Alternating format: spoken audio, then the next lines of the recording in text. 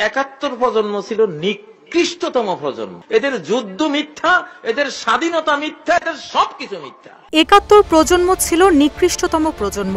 ৭১ প্রজন্মের মতো খারাপ প্রজন্ম মনে হয় বাংলাদেশের ইতিহাসে আর ছিল না। ৭১ প্রজন্মটা এত মিথ্যুক, এদের নেতাও মিথ্যুক, এদের কর্মীরাও মিথ্যুক, এদের সমর্থকরাও মিথ্যুক, এদের যুদ্ধ মিথ্যা, এদের স্বাধীনতা মিথ্যা, এদের সবকিছুই মিথ্যা।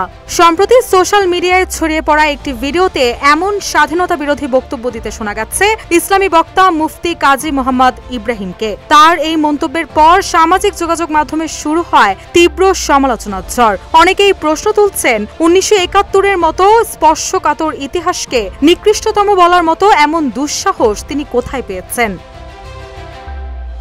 ভাইরাল ওই ভিডিওতে তাকে বলতে দেখা যায়, স্বাধীন হয়েছে ১৯৪৭ সালের ১৪ আগস্ট। পাকিস্তান তৈরি করার জন্য তখন বাংলাদেশিরাই ৬০ ভাগ যুদ্ধ করেছে, আর পাঞ্জাবি পাঠানরা করেছে ৪০ ভাগ। আমাদের শেরেবাংলা ফজলুল হক সহ শেখ মুজিবও ছিল ওই আন্দোলনে। সমস্ত আলেম ওলামারাও অংশ নিয়েছিলেন। অধিকাংশ সংগ্রাম চেতনা দিয়েছে কারা? এই বাংলাদেশিরা। সেটা কি স্বাধীন রাষ্ট্র ছিল না? এমন প্রশ্ন তুলেন তিনি। মুফতি ইব্রাহিম আরো বলেন, তুমি তো জোহর নামাজ পড়ছো, ফরজ তো পড়ছো, কিন্তু জোহরের নিয়ত শয়তানি কিনা সেটা কি খেয়াল করছো? তুমি আসর নামাজও পড়ছো, ফরজ আদায় হয়ে গেছে, তারপরও আসর নামাজের সময় সূর্য ডুবতে ডুবতে আবার তুমি বলছো আসর পড়বে। এটা আসলে কি?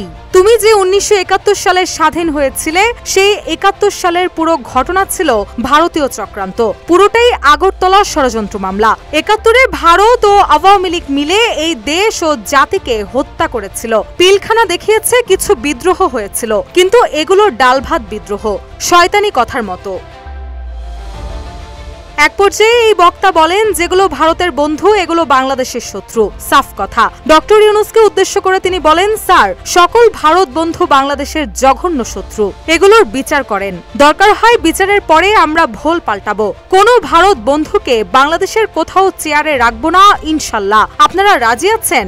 আমি এটার ঘোষণা দিয়ে গেলাম, ইনশাল্লাহ। এর আগে তিনি তার বিভিন্ন ওয়াজ মাহফিলে বৈজ্ঞানিক বিষয়ে অবৈজ্ঞানিক ব্যাখ্যা দিয়েছিলেন। করোনা ভাইরাসের টিকা দেওয়ার কারণে নারীর দাড়ি গজাচ্ছে, পুরুষের কণ্ঠ পাল্টে নারী কণ্ঠ হচ্ছে বলে বিতর্কিত মন্তব্য করেছিলেন। এছাড়াও বিভিন্ন সময়ে মিথ্যা দাবি উপস্থাপন ও উস্কানিমূলক বক্তব্য দেওয়ার অভিযোগে ডিজিটাল নিরাপত্তা আইনে মামলা হয়েছিল তার বিরুদ্ধে। পরে ২০২১ সালের ২৮ সেপ্টেম্বর রাজধানীর মোহাম্মদপুর থানা পুলিশ তাকে আটক করেছিলেন। ৩ মাস ১৯ দিনের কারাবাস শেষে জামিন পেয়েছিলেন এই বক্তা। Rusha show, news desk, Ittefaq.